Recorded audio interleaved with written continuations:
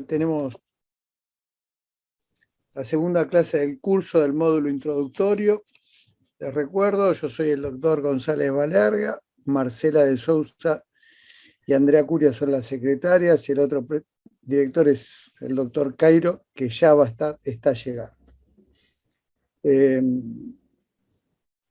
El único dato objetivo en la presentación del doctor Federico Villamil es que voy a dar, lo otro está ungido por cierta subjetividad, seguramente va a ser una presentación incompleta, es imposible hacerlo en forma completa, es que hoy vamos a escuchar una de las clases mejor rankeadas de todo el curso. Digamos, cuando ustedes votan, siempre un ranking de las clases, así que atenti a prestar atención.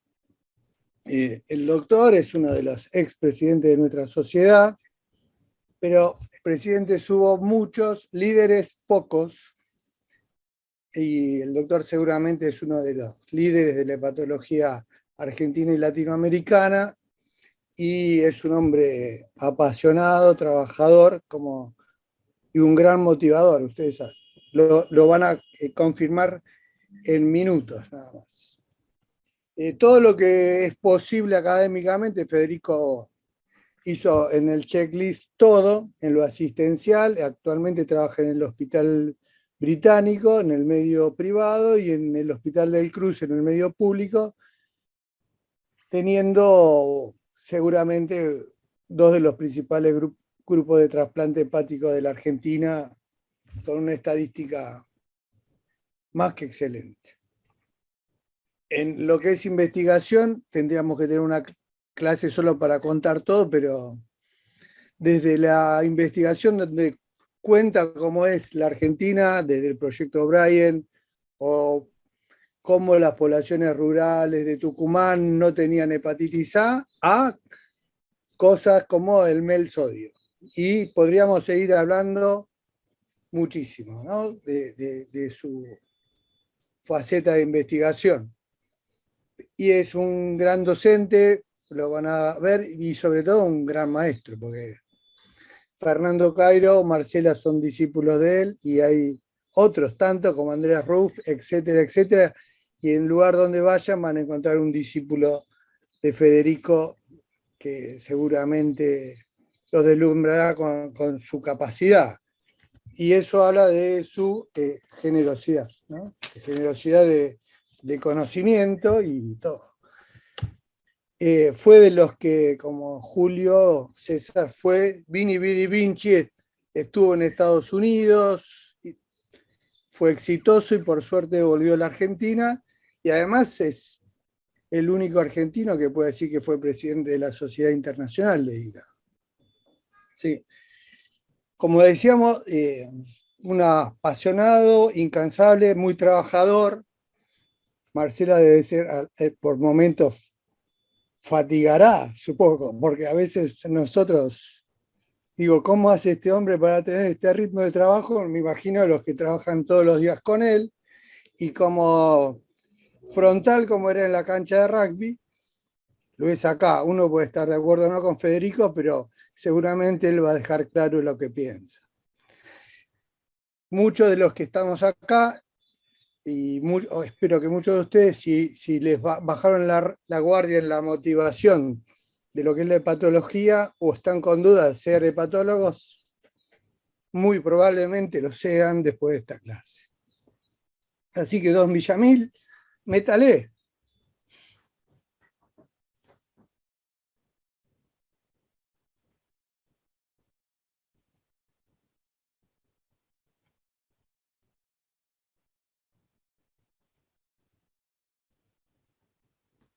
¿Se ve bien ahí?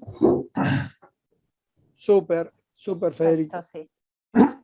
Bueno, Esteban, gracias por esa generosa introducción.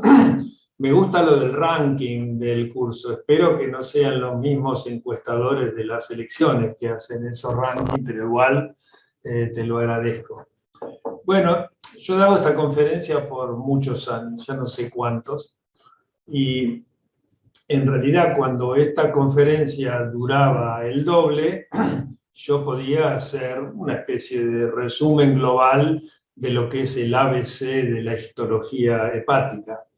Pero, y me acabo de enterar que fue un error involuntario, como me han pedido en la invitación que no hablara más de 35 minutos, esta parte la tuve que eliminar, lo cual no quiere decir que no vaya a tocar el tema. Así que en los próximos 35 estirados, así no quedo tan mal, puedo intentar contestar esta pregunta: ¿cuándo biopsiar en la actualidad? Y ya Esteban lo dijo, no es que yo tenga un estilo picante, pero este tema me permite a mí hacer algunas reflexiones, de las cuales, como bien dijo Esteban, yo me hago cargo, aunque no todo el mundo esté de acuerdo conmigo. Y voy a empezar de esa forma. Entonces, ¿cómo se forma un hepatólogo? Bueno, hay muchos factores que inciden en la formación, no solo de un hepatólogo, sino cualquier especialista. Una es el centro donde se forme. No es lo mismo un centro donde ven 20 pacientes por año a 500 pacientes por año. No es lo mismo un centro que tenga 20 años de historia o un centro de trasplante que lleva 5 años y donde los cirujanos creen que saben de patología. Así que el centro donde uno se forme tiene impacto. Tan importante como el centro es tener maestros. Muchos tuvimos la suerte de tenerlos. Uno o más maestros, que son lo que podríamos llamar los modelos. ¿Cómo me gustaría parecerme a? Y quizás cuando uno tiene varios maestros, uno va sacando un poquito de cada uno y después aquel que tiene vocación termina siendo un modelo para otros. Sin duda alguna hay condiciones personales que pesan en la formación. La avidez que tiene cada uno por aprender, que es variable, la capacidad de esfuerzo, la capacidad de estudio, la ambición. Esto que podría resumirse en algo llamado el fuego sagrado, que lamentablemente yo lo veo como un poco extinguido, o sea, en una era donde el acceso al conocimiento es increíblemente fácil, es como que se ha perdido un poco esto, pero no es caso por caso. Pero fuera de todo esto, uno, digamos, como un especialista en hepatología debe intentar, y esto se hace en la etapa de la formación, desarrollar al máximo posible todas las áreas de la hepatología, de las cuales las más importantes me parece que son 3. Por un lado, todo lo que tiene que ver con el laboratorio. A mí me llama la atención que hay hepatólogos que trabajan hace 30 años y tienen dificultades para interpretar un hepatograma. Todo lo que es el diagnóstico serológico, para cada uno de los agentes que puede lesionar el hígado, ni que hablar de la biología molecular y lo que son las cargas virales y lo que es la secuenciación y todo lo moderno, la genética, y también la inmunología. Uno como hepatólogo debería ser lo más reumatólogo posible, es decir, interpretar todo lo que tiene que ver con los autoanticuerpos. El diagnóstico por imágenes ha cambiado totalmente. Ya uno no recibe las planchas de la tomografía o simplemente va y le pregunta al radiólogo, che, ¿qué viste? Sino que en realidad el que se forma hoy debe tener que poner el disco en su computadora o el pendrive o lo que fuera, saber mirar las imágenes, entender todas las variantes que hoy tienen los estudios por imágenes. Yo he puesto con el mismo tamaño la anatomía patológica. Algunos pueden considerar que el circulito debería ser más chico, pero como yo hoy voy a hablar de esto, entonces he utilizado áreas equivalentes para las 3 subespecialidades. A mí me parece esencial que hoy un día un hepatólogo desarrolle estas 3 áreas. Ahora bien, la pregunta debería ser, la pregunta que tiene que ver con la conferencia de hoy, es ¿qué debería saber un hepatólogo sobre histología? Mi respuesta sería cuanto más, mejor, porque eso va a mejorar el perfil. ¿Y por qué quiero decir esto? Bueno, porque a veces leer informes de otros no es suficiente. Y ni que hablar cuando uno debe tomar una decisión terapéutica, llámese indicar fármacos con efectos colaterales, o cuando uno va a poner un tratamiento de por vida o por tiempo muy prolongado, en donde tener un diagnóstico sólido es el mejor comienzo. Y yo no tengo dudas que a más de uno de ustedes les pasó o les va a pasar que tengan un paciente y digan, la verdad, no me gusta este paciente clínicamente para una hepatitis autoinmune. Pero eso es lo que me dice el informe de la biopsia. ¿Qué hago? ¿Le doy corticoides? Bueno, si uno está preparado, digamos, en el lenguaje de la histopatología, si a uno no le gusta clínicamente, uno tiene que sentarse con el anatomopatólogo y discutirlo, pero para eso se requieren conocimientos. Entonces, ¿cuánto debe saber un hepatólogo sobre histología? Bueno, lo suficiente como para sentarse al microscopio con el patólogo y hablar el mismo lenguaje, que es el lenguaje de la histopatología, y que es lo que habitualmente yo hago en lo que no voy a hacer hoy, es decir, hablar de la nomenclatura, hablar del hígado normal y de las principales lesiones, de la semiología del preparado. Ahora, como cualquier otro, el lenguaje de la histología se aprende capacitándose para el tema. No hay muchas vueltas en esto. Entonces, así como en la vida es importante hablar bien, no como la espada de Damocles reciente, cuando uno ve una biopsia como esta y uno la debe describir, uno dice, bueno, esta biopsia, primero uno tiene que saber que es un PAS diastasa, y entonces uno dirá que son inclusiones PAS positivas, diastasas resistentes en hepatocitos de la zona 1. Esto es deficiencia de alfa-1 antitripsina, pero una cosa es la descripción y otra cosa es la interpretación. O tener una biopsia como esta, que es de todos los días, y cuando uno le dicen, ¿a vos qué te parece? Y bueno, mirá, esta es una foto tomada sobre el lobulillo, en la cual hay esteatosis macrovacuolar, como pueden ver en las grandes vacuolas, una por célula, que desplaza el núcleo a la periferia. Hay esteatosis microvacuolar, múltiples gotas en una sola célula. Hay balonización, como estas células que tienen el citoplasma blanco y que tienen en el medio un material eosinófilo amorfo sugestivo de hialina de Mallory. Después uno podrá decir si esto es alcohólico o es un NASH, pero digamos, conocer el lenguaje como para poder, por un lado, describir una biopsia y por otro lado, dialogar con un patólogo cuando hay un diagnóstico en juego, es muy trascendental. Ahora, hagamos una reflexión en voz alta sobre, y perdón que estoy afónico porque estuve medio enfermo el fin de semana, los niveles de especialización en la práctica clínica son muy variables. En la gran mayoría de los lugares que podríamos llamar centros de referencia, como por ejemplo en los que yo trabajo o en el que Esteban trabaja, uno tiene por un lado hepatólogos, es decir, profesionales que vienen de la medicina interna, de la gastroenterología, pero que se dedican solo al hígado y que dialogan con un patólogo que tiene especial interés en las enfermedades del hígado. Este es el máximo nivel. Pero la mayoría de ustedes, o la mayoría de la gente que ve pacientes con enfermedades del hígado, es de otra realidad, donde hay un gastroenterólogo que tiene que ver de un Gilbert a una colonoscopía, que tiene que dialogar con un patólogo que al final del día ve varios Papa Nicolau, biopsias de piel, de estómago, un glioblastoma. Y estos son la gran mayoría de los centros. Esto es la vida real. Por supuesto, todo esto apunta que si hay flaquezas por un lado, y ahora vamos a hablar más en profundidad de esto, la fortaleza de este lado, entrenándose en esta área, lo compensa mejor. Entonces, ustedes piensen esta pregunta, más allá de la ciencia, que es lo que hacemos hoy.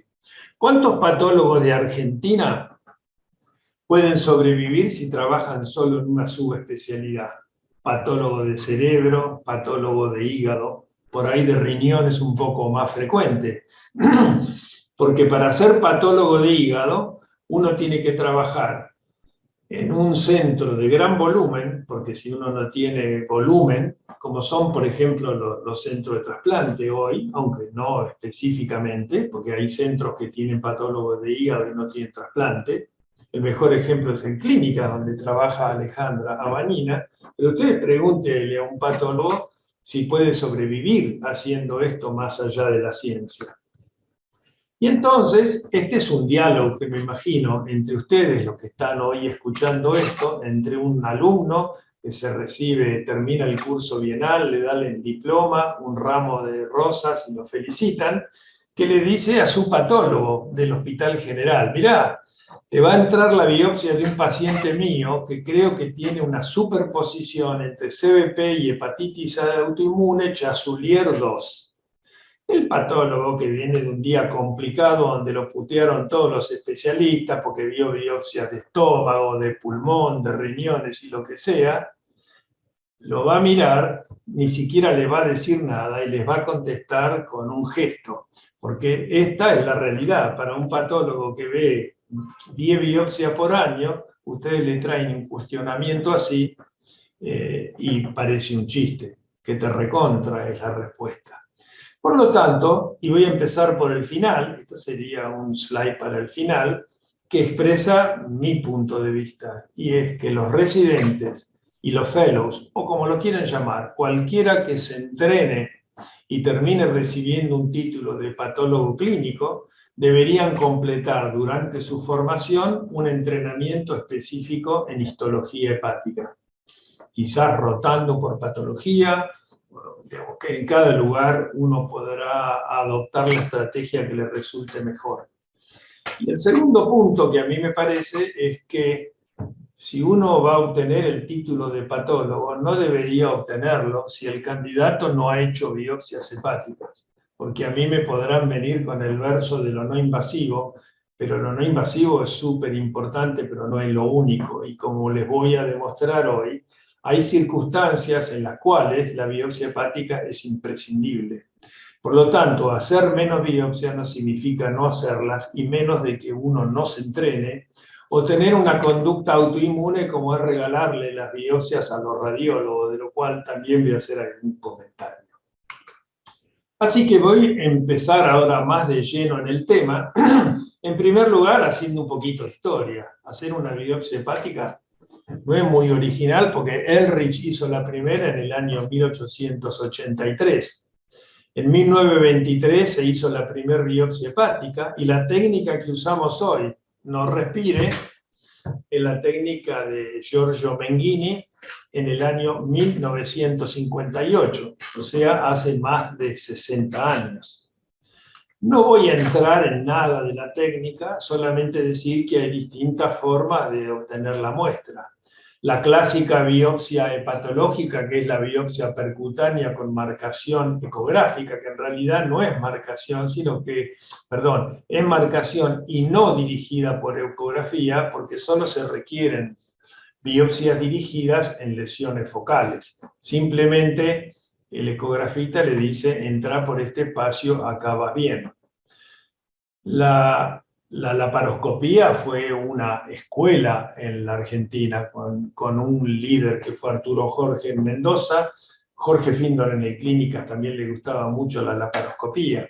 Y la laparoscopía tiene una ventaja clara, que es, además de obtener una muestra, uno puede evaluar la macroscopía.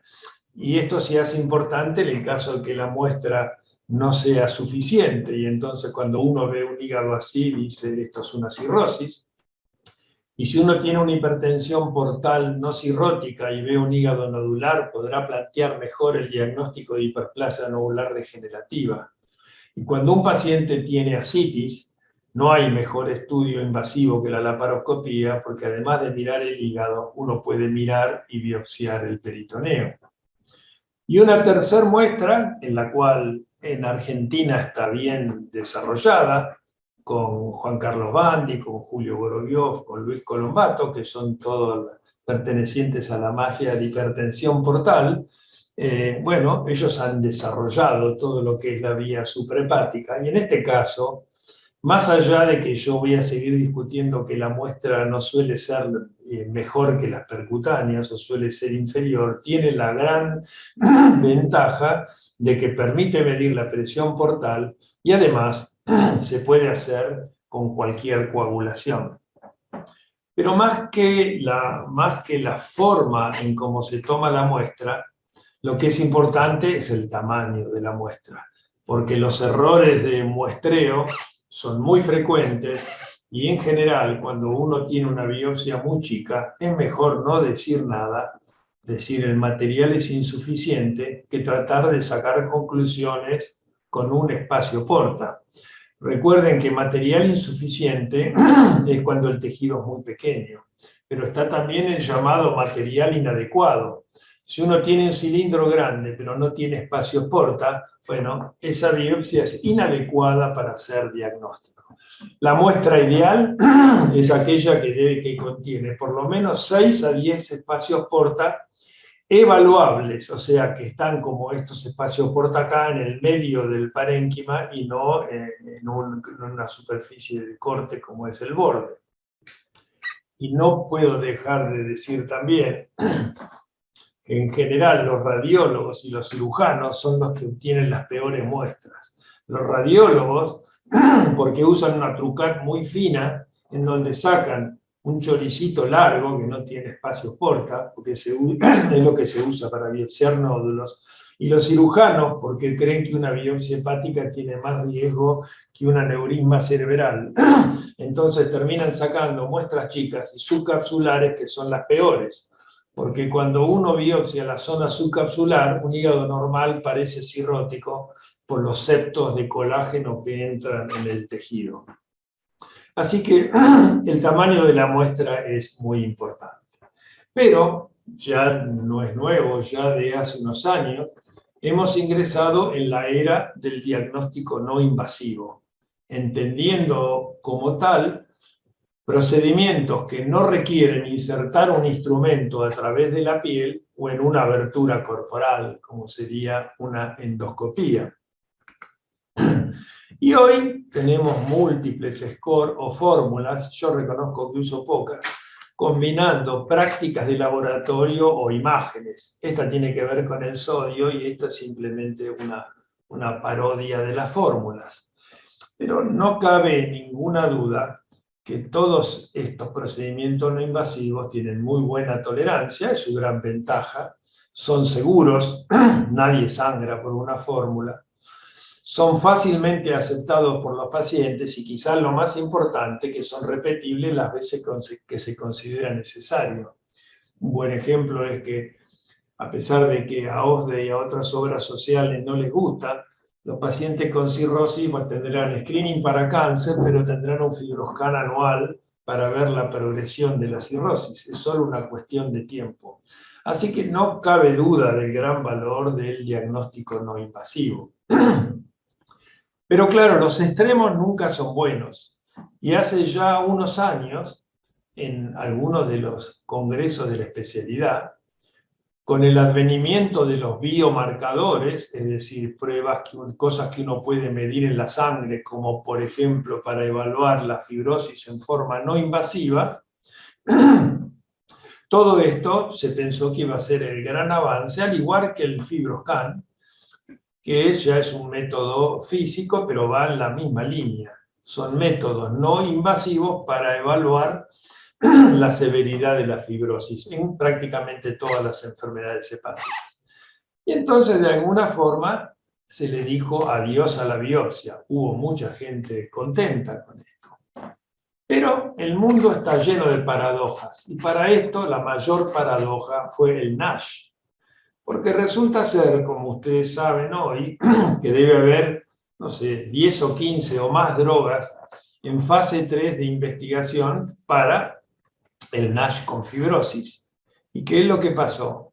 Se dieron cuenta que cuando utilizaban las pruebas no invasivas, sean marcadores, biomarcadores, o incluso el FibroScan o el ARFI, 60, 70, hasta 90% son falsos positivos para identificar los pacientes con F2, F3. Es decir, son pacientes que por las pruebas no invasivas tienen fibrosis, y cuando uno los biopsia, no tienen fibrosis, no pueden ingresar al trial. Por eso el enrolamiento se hace interminable por la cantidad de screening failures. Entonces, ¿qué pasa hoy en el NASH? En el NASH, en investigación, es que han tenido que volver a la biopsia que se convirtió en el gold standard, que en realidad lo es. En el gold standard, no solo del diagnóstico para identificar los pacientes con F2, F3, sino también en que el paciente ingrese, tratarlo con el fármaco del estudio y después rebiopsiarlo. Y hay estudios que tienen 2 biopsias en el mismo año o algunos dentro de los 6 meses. Así que, como pueden ver, lo no invasivo no es la única solución, y lo que yo voy a tratar de hacer en el resto de esta conferencia es definir las áreas en las cuales la biopsia es recomendable, las pocas en las que es, digamos, prescindible, y muchas otras en las cuales es imprescindible. Pero no cabe ninguna duda que el rol de la biopsia hepática ha cambiado mucho en las últimas 2 décadas.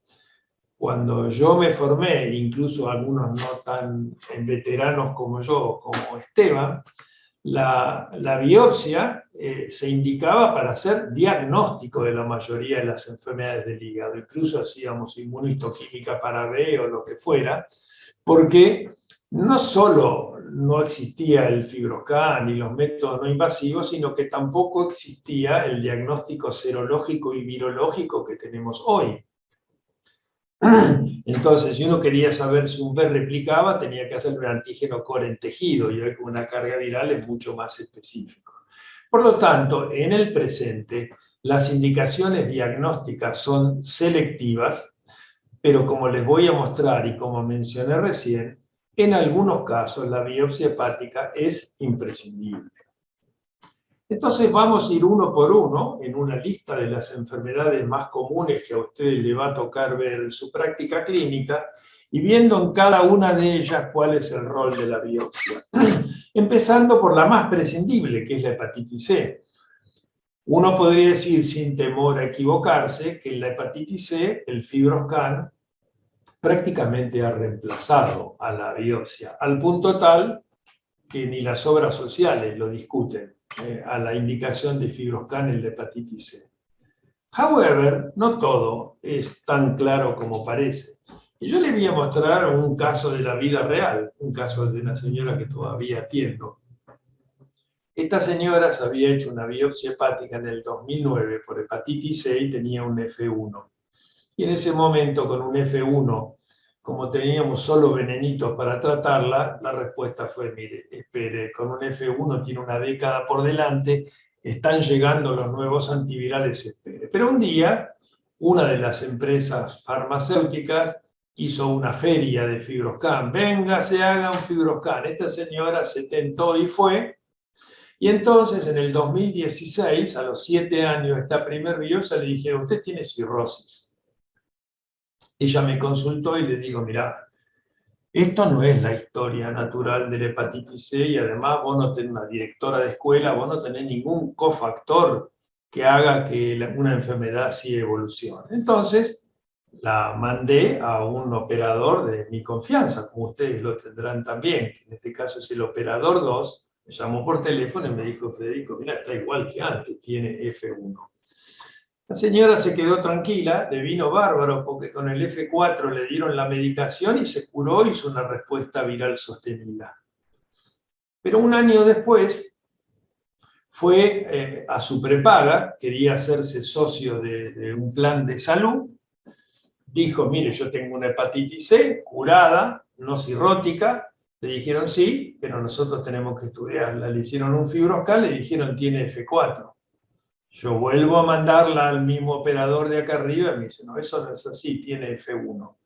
Entonces, yo hablé personalmente con la persona que hizo este FibroScan, lo repitió, era F1. Por lo tanto, el FibroScan en la hepatitis C funciona muy bien, pero no hay que creer a ciegas en nada, y tampoco en los kilopascales. Muy distinta es la situación en la hepatitis B. Y es muy distinta porque la hepatitis B, a diferencia de la hepatitis C, es una enfermedad mucho más inflamatoria y mucho más agresiva. Como pueden ver acá, esto es una cirrosis, esto sería el verdadero acute on chronic, es decir, una cirrosis de base con una gran actividad inflamatoria en un rebrote de la hepatitis B, y lo mismo ven acá. La hepatitis B es una enfermedad, si el paciente es anti-E positivo, que a lo mejor uno la va a tener que tratar 15 años. Y esta es una enfermedad en la cual hay dos problemas. Si uno le hace un fibroscan acá, te da cualquier cosa, porque el fibroscan sobrevalora el estadio en condiciones que tiene mucha inflamación. Por eso funciona bien en la hepatitis C, porque la inflamación es portal y tienen muy poco periportal y lobulillar. Pero la hepatitis B y la hepatitis autoinmune, que son enfermedades muy inflamatorias, incluso del lobulillo, en el momento agudo, el fibroscan no sirve, al punto tal que muchos dicen, bueno, yo lo trato y le hago el fibroscan al año cuando estaba con DNA negativo, pero claro, eso en el momento inicial no tiene mucho valor. La Sociedad Europea recomienda la biopsia en la hepatitis C, la Sociedad Americana no se expide. Si a mí me preguntan, yo creo que es muy valioso la biopsia en la hepatitis B. ¿Qué pasa con el hígado graso no alcohólico? Bueno, yo les acabo de mostrar lo que pasa con los ensayos clínicos en los cuales lo no invasivo falla mucho. Entonces, el NAFLD es grasa, esteatosis. Y cuando la esteatosis pasa a la etapa de esteatopatitis o NASH, pasan tres cosas. A la grasa se le agrega inflamación, se le agrega balonización, eventualmente con hialina de Mallory, y se le agrega la fibrosis sinusoidal de la zona 3 del lobulillo. Ahora, la biopsia es lo único que va a permitir ver con claridad estas tres categorías. Tiene inflamación, tiene ballooning, tiene fibrosis. Así que no cabe duda que nada bioquímico y nada no invasivo permite diferenciar estas cosas como lo hace la biopsia. Y lo mismo pasa exactamente en la hepatitis alcohólica. Si uno mira el espectro de lesión hepática en un paciente que toma alcohol y tiene alteraciones del hepatograma, eso podría ser una esteatosis convencional, macrovascular, podría ser una esteatosis microvascular o micelar.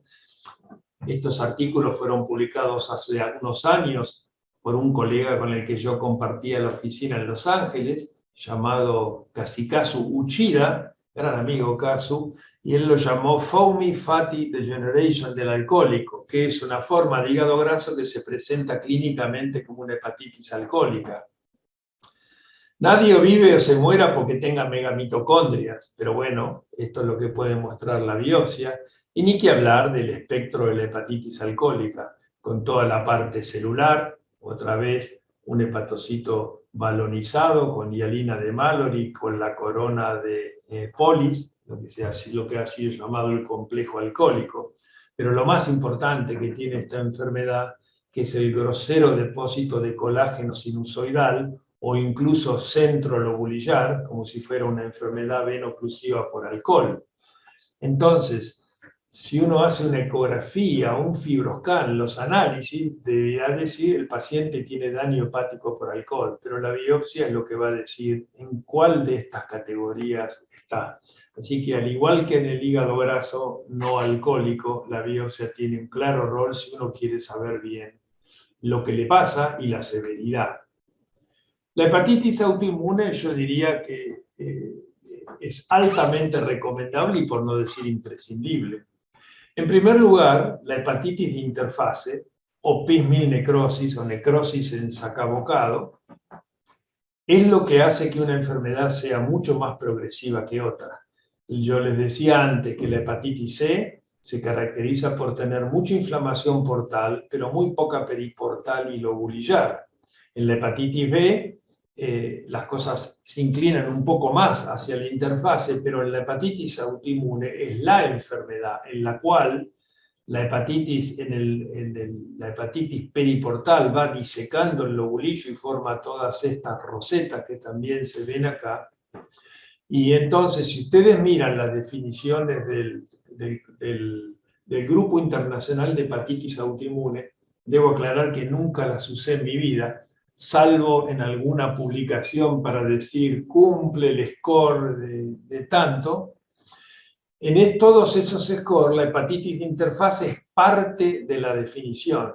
Y además también es parte del diagnóstico, porque si hay una enfermedad hepática en la cual una prueba terapéutica ante la duda tiene sentido, es la hepatitis autoinmune. Porque es una enfermedad que no tratada puede ser muy agresiva. Y si uno trata, si uno tiene dudas, construyendo con todo el resto los parámetros clínicos, y la biopsia la sugiere, si uno trata, bueno, incluso si uno trata y rebiopsia, eso puede servir para el diagnóstico. La hepatitis autoinmune, entonces, es la más agresiva de las. Ustedes saben que hay dos cosas que se evalúan en una hepatitis crónica: actividad y estadio. Estadio es el grado de fibrosis, la actividad es portal, periportal y lobulillar. Bueno, la hepatitis autoinmune es la enfermedad que tiene más actividad y por lo tanto la más agresiva. Ver en el infiltrado inflamatorio focos así, láminas o agregados de plasmocitos ayuda mucho al diagnóstico. Y las rosetas es más un término divertido que para examen del bienal. En realidad las rosetas lo que son grupos de hepatocitos que quedan disecados en la interfase y que están balonizados y premortem. Pero en los últimos años se ha sabido también que las hepatitis autoinmunes se curan muy pocas, entendiendo por curación que uno puede suspender la inmunosupresión. Se ha visto que a la larga la enorme mayoría recae. Y por lo tanto, si uno intenta suspender la inmunosupresión después que la ha ido bajado lentamente, es fuertemente aconsejable, por no decir imprescindible, confirmar la remisión histológica. Ustedes saben que hay una clara discordancia entre remisión bioquímica y remisión histológica. Pero si a un paciente usted le van disminuyendo la inmunosupresión y tiene análisis normales, pero cuando le hacen la biopsia tiene inflamación de cualquier grado, la recurrencia es 100%. Así que en la hepatitis autoinmune a mí no se me ocurre no hacer una biopsia hepática. ¿Qué pasa con las colestasis crónicas? Bueno, en las dos primas hermanas, en su versión atípica, la biopsia es imprescindible. Si ustedes tienen CBP con AMA positivo, hoy las guías dicen no es necesario hacer una biopsia. Incluso hay CBP con AMA negativo que al tener un par de patrones de factor antinuclear, como el nuclear dot o el anillo periférico o la minina, son equivalentes al AMA. Pero cuando eso tampoco está, y ustedes piensan en una CBP con AMA negativo, el diagnóstico solo se va a hacer cuando uno encuentre alguna de las lesiones típicas de CBP, que son iguales con AMA positivo o negativo, de las cuales lo clásico es esto llamado colangitis granulomatosa. Colangitis porque hay inflamación del epitelio biliar, es decir, hay infiltración del epitelio biliar por mononucleares. Esto se llama colangitis no supurativa. Y granulomas, porque para tener granulomas hay que tener histiocitos, células epitelioides. Por lo tanto, si uno ve esto con AMA positivo o con AMA negativo, esto es una cirrosis biliar, una colangitis biliar primaria. Y lo mismo pasa cuando la CEP es de pequeños conductos. Es decir, ustedes sospechan CEP, pero la colangiografía es normal. Esta es una foto de una enferma así, donde ustedes pueden ver que el mecanismo es completamente distinto al de la CBP. En la CBP la destrucción de los conductos es inflamatoria. Ustedes acá tienen una clara idea de que hay un ataque inmune masivo al conducto biliar. Acá no, acá el conducto se va rodeando de fibrosis y se va atrofiando y perdiendo el epitelio. Esto en poco tiempo termina conductopenia. Pero no solo en la versión atípica de los primos hermanos, sino también para hacer diagnóstico de sarcoidosis, para hacer diagnóstico de ductopenia esencial del adulto, es decir, alguien que tiene ductopenia universal, pero no es CBP, no es CEP ni sarcoidosis, en el DILI, en las colestasis por DILI y otras más. En estos casos, la biopsia es imprescindible. Dicho de otra forma, explíquenme cómo hacen el diagnóstico sin una biopsia. Y ni que hablar del último grito de la moda, que son los síndromes de superposición, que pasaron de ser una rareza a estar en todos los consultorios. Hoy todo el mundo marche uso con corticoides, sin tomar demasiado en cuenta que los corticoides no es lo mejor para los huesos de la CBP. Pero los síndromes de superposición, y acá está mi amigo Jasullier, que describió esto hace más de 20 años, y es la clasificación todavía más citada o más usada, que son los criterios de París para definir la superposición. Entonces, fíjense que Jasullier plantea que tiene que haber 2 de 3 de cada lado, y son las superposiciones a los 3 niveles: superposición bioquímica, inmunológica e histológica. Entonces, si un paciente tiene las dos cosas, para autoinmune debería tener una LT mayor o igual de por 5, para CBP una FAL mayor o igual de por 2, para la autoinmune la IgG, para la CBP el AMA, pero fíjense que lo más importante de esto es una CBP con hepatitis de interfase o una hepatitis autoinmune con lesión florida, es decir, debe haber las dos cosas.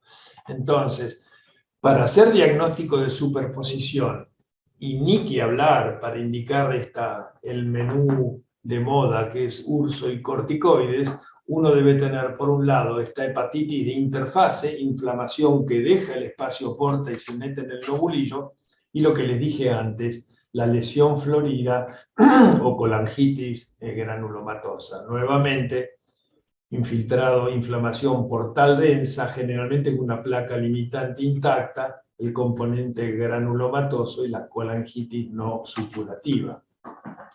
Si seguimos avanzando y vamos hacia enfermedades más raras, que son las enfermedades metabólicas, lo habrán escuchado a Jorge Darwich más de una vez, todo lo no invasivo para el hierro es muy lindo, pero no alcanza. Es decir, uno puede tener una ferritina muy alta, pero eso no les va a decir cómo está el hígado. Uno puede semi-cuantificar con resonancia, pero no es una técnica que permita decir de acá para arriba esto es masivo, el hierro es masivo o no. Y en Argentina la penetrancia del gen HFE es 20%. Por lo tanto, la biopsia cumple todavía un rol importante en pacientes con hemocromatosis. Si ustedes tienen fenotipos de alfa-1 antitripsina, bueno, no necesitan la biopsia. Pero en la mayoría de los casos, si uno no dispone de eso, la biopsia es muy útil para demostrar estas inclusiones que les dice que el paciente tiene un alelo Z. No podrán decir si es MZ o deficiencia completa, ZZ, pero para eso sirve. Las glucogenosis, que tienen balonización difusa de los hepatocitos, tienen una expresión histológica clara. Y si hablan con los pediatras, a pesar de que cada vez pueden hacer más diagnóstico no invasivo con todas las mutaciones, hay un gran grupo de enfermedades metabólicas de la infancia en las cuales la biopsia es beneficiosa. Ni que hablar de las llamadas infiltraciones microscópicas, que no son más y menos que aquellos pacientes que tienen infiltrado el hígado, pero que no tienen metástasis, no tienen cosas visibles en las imágenes. Estos pacientes tienen hepatomegalia y aumento fatosalcalina, imágenes sin nódulos, grados variables de insuficiencia hepática dependiendo de la severidad de la infiltración y grados variables de hipertensión portal. Es decir, una amiloidosis puede tener falla hepática e hipertensión portal, una granulomatosis puede presentarse con fiebre prolongada y los linfomas pueden tener imagen similar al paciente, desde falla hepática aguda hasta presentaciones muy atípicas. Así que en estos pacientes con infiltraciones difusas, sin histología, no hay diagnóstico. La insuficiencia hepática aguda no es una indicación formal de biopsia hepática. ¿Cuándo hacemos la biopsia hepática? Bueno, cuando la etiología no es clara y hay que decidir en forma rápida si tratamiento médico o indicar un trasplante. El mejor ejemplo de este es la hepatitis aguda por herpes simple, que se cura con aciclovir, y el mejor ejemplo de indicar un trasplante es que, como ustedes saben, hay etiologías malignas de la falla hepática aguda, como en especial el cáncer de mama, y esto puede aclararse con una biopsia que en el contexto de la falla hepática aguda es siempre por vía transyugular. La hipertensión portal sin cirrosis es un grupo muy interesante de enfermedades, muy distintas unas de las otras, que se agrupan bajo este síndrome. Hay hipertensión portal, pero el paciente no tiene cirrosis. En este caso, la histología también es imprescindible. Entonces van a diagnosticar fibrosis hepática congénita cuando tengan estos septos gruesos que cruzan la biopsia, pero más que nada, cuando ven dentro de esos septos, sin nódulos, porque esto no es una cirrosis, estos conductos de forma anárquica, dilatados, de epitelio plano y con luces fusiformes, que es el sustrato anatómico de la fibrosis hepática congénita y la enfermedad de Caroli, que son similares, o los complejos von Meyenborg, que son similares en histología, muy diferentes en la clínica. Y ni que hablar de la hiperplasia nodular regenerativa, que es una enfermedad rara, pero tampoco una rareza, en la cual ustedes ven que la estructura normal del hígado está reemplazada por nódulos, pero a diferencia de la cirrosis, el límite entre nódulo y nódulo es parénquima comprimido y no colágeno, porque esta es una enfermedad de la microvasculatura en las cuales las zonas mal perfundidas se atrofian y las zonas bien perfundidas se hipertrofian. O la hipertensión portal idiopática, en la cual, antes llamada Banti, en la cual lo que hay en forma muy interesante es una fleboesclerosis, hay obstrucción de las venas portales, como pueden ver acá entre las flechas, es decir, es un trastorno de la microcirculación hepática. Por último, y no queda más lugar en el slide, ni hablarles del trasplante de hígado. En el trasplante de hígado, sobre todo en el primer mes, uno hace análisis en forma muy frecuente. Todos los pacientes largan el trasplante con transaminasa muy alta, que es lo que llamamos daño por la preservación en frío o injuria de preservación. Pero no importa que el paciente tenga 600, 1000 o 1500, lo que importa es que todo vaya para abajo. Y cuando yendo para abajo en este curso descendente vuelve ahí para arriba, nosotros sabemos que algo anda mal. Y no hay ninguna prueba de laboratorio que nos diga, mirá, esto es un rechazo, esto es tal. Y en ese caso lo primero que uno hace es una ecografía con Doppler, ecografía para ver que no haya algo como un absceso, Doppler para ver que la anastomosis arterial y portal estén bien. Uno puede hacer una colangiografía, pero no suele haber problemas biliares en el primer mes post-trasplante, y acá el sine qua non es la biopsia. Y la biopsia nos va a decir, bueno, esto es injuria de preservación, que no es ni más ni menos que una necrosis de tipo isquémico, en este caso muy aguda, todavía están los hepatocitos, pero esto termina siendo necrosis confluente. Si es un rechazo celular, que es una enfermedad inflamatoria portal mixta y que tiene dos targets claros, el epitelio biliar, o sea, ustedes ven el conducto biliar tiene colangitis no supurativa y a veces supurativa, y la otra es la llamada endotelitis, es decir, la adherencia de los linfocitos del receptor en las venas portales o centrales del donante. El rechazo crónico, que se suele ver meses o años después del trasplante, en el cual ya no es un rechazo inflamatorio, por eso a esto no se lo llama más rechazo agudo, sino celular, y al crónico se lo llama ductopénico, porque como ustedes pueden ver, está lleno de arteriolas y algunas vénulas, y no hay conductos biliares.